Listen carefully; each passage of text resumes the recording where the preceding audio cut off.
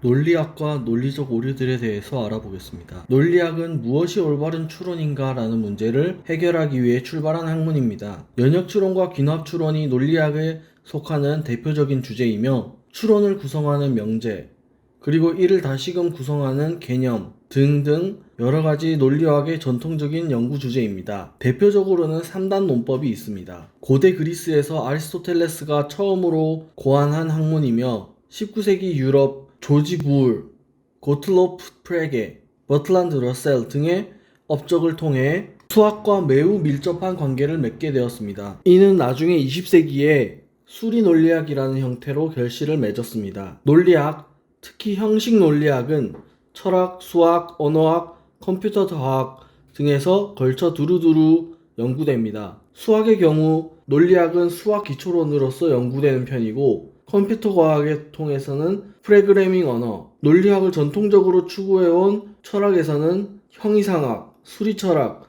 언어철학 등 각 분야에 접목됩니다. 일상적으로 우리가 말하고 듣고 쓰는 말이 타당하고 합당한 논증으로서 잘 성립하는지 따지는 것, 즉 흔히들 나는 논리적인 사람이야 라고 말할 때, 논술에서 글을 논리적 흐름에 맞춰서 써라고 말할 때, 이럴 때 쓰는 논리적이라는 것은 비형식 논리를 기준으로 따지는 경우가 대부분입니다.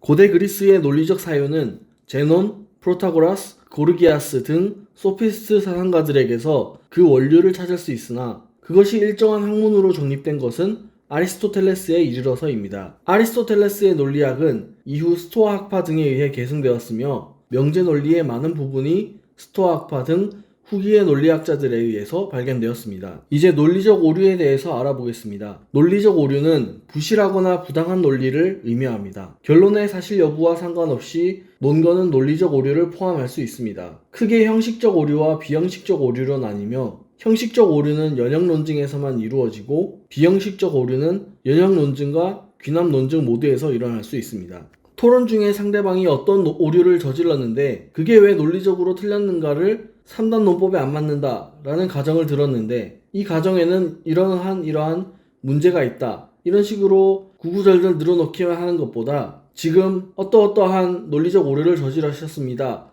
라는 한마디로 지적을 시작하는 편이 훨씬 좋은 것입니다. 물론 왜 틀렸는지 구체적인 내용을 늘어놓아야 할 테긴 하지만 이런 식으로 운을 떼는 편이 청중들은 물론 토론 상대방에게 이어지는 설명을 해주기 위해 편한 것입니다. 가족들이나 친구들끼리의 대화에서 오류를 사용하는 것 자체는 어느 정도 유머로 넘어갈 수 있지만 직장생활이나 토론 등의 공적인 자리에서의 논리적 오류는 자신의 무능을 인정하는 꼴이 되므로 논리적인 설득 근거를 충분히 준비하는 쪽이 좋습니다. 하지만 이러한 오류들을 오류라고 알고 있으면서도 설득력을 높이기 위해 이에 대해 부가적인 설명을 하거나 역으로 이용하는 경우도 있습니다. 예를 들면 은폐된 증거의 오류나 무지에 호소하는 오류와 같은 것이 그러한 경우입니다. 이처럼 비형식적 오류와 같은 것은 알고 있으면 일상생활에서 써먹을 것이 참 많던 것입니다. 우리가 논리적 오류를 분류하는 여러 방법을 알면 토론에서 행해지는 논리적 오류들을 간파할 수 있을 것입니다. 그런데 도대체 이런 논리적 오류는 어떤 사람들이 저지르는 것일까요? 당연한 이야기지만 논리적 오류는 누구나 저지를 수 있습니다. 만약에 주변인들이 당신의 어떤 행동이 잘못이라고 지적할 때 당신이 그것을 납득하지 못할 때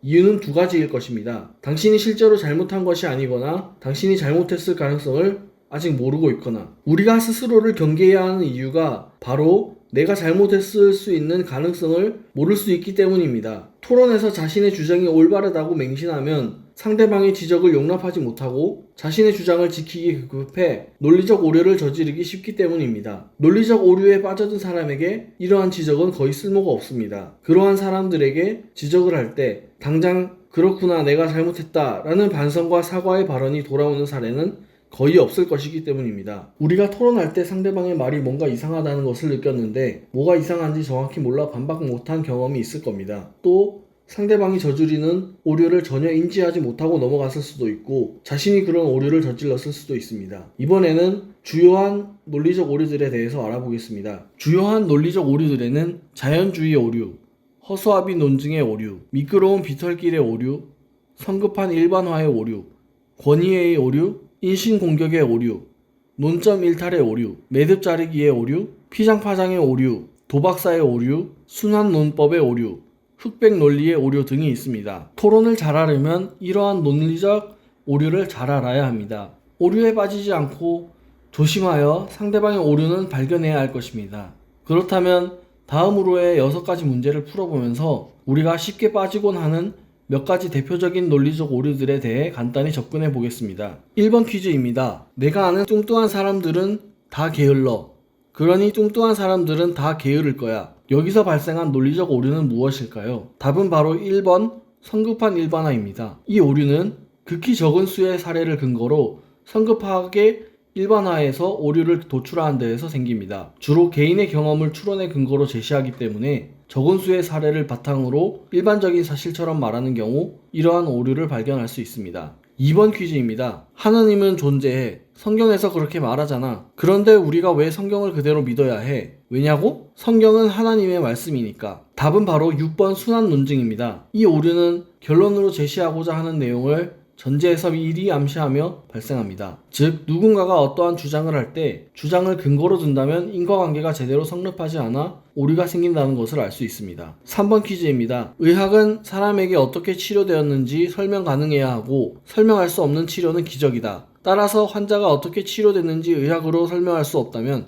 기적이라고 밖에 할 수 없다. 답은 바로 5번 거짓 딜레마입니다. 거짓 딜레마는 상호 배타적인 둘 중 하나를 선택해야 한다고 생각하기 때문에 생기는 오류입니다. 하지만 실제로는 두 선택이 상호 배타적인 관계에 있지 않다는 것을 알게 되면 오류를 발견할 수 있습니다. 즉 A와 Z의 선택만이 있는 것이 아니라 다른 선택 가능성 B, C, D 등등이 존재한다는 걸 지적하는 것을 통해 반박할 수 있습니다. 4번 퀴즈입니다. 뾰족한 막대기로 놀지 말아라. 다칠 수 있단다. 아빠 이건 막대기가 아니에요. 레이저 총이라고요. 답은 2번 훈제청어입니다. 이것은 다르게 말해 논점 일탈의 오류입니다. 과거 미국 남부에서 탈옥한 죄수들이 개를 혼란시키려고 미끼로 던진 훈제청어에서 유래된 말입니다. 이 오류의 목적은 현재 논의되는 주제에서 상대의 관심을 다른 곳으로 돌려 새로운 문제를 다루도록 하는 것입니다. 토론을 할 때 상대방이 자신이 불리한 위치에 처하면 갑자기 새로운 주제를 던지거나 질문을 하는 경우 이 오류를 의심할 수 있습니다. 5번 퀴즈입니다. 미국에서 총기 휴대를 규제하는 법을 제정하면 또 다른 것을 규제하는 법이 제정될 것이고 이러한 방식으로 규제하는 법이 끝없이 제정되며 미국은 더 이상 민주주의 국가라고 할 수 없을 것이다.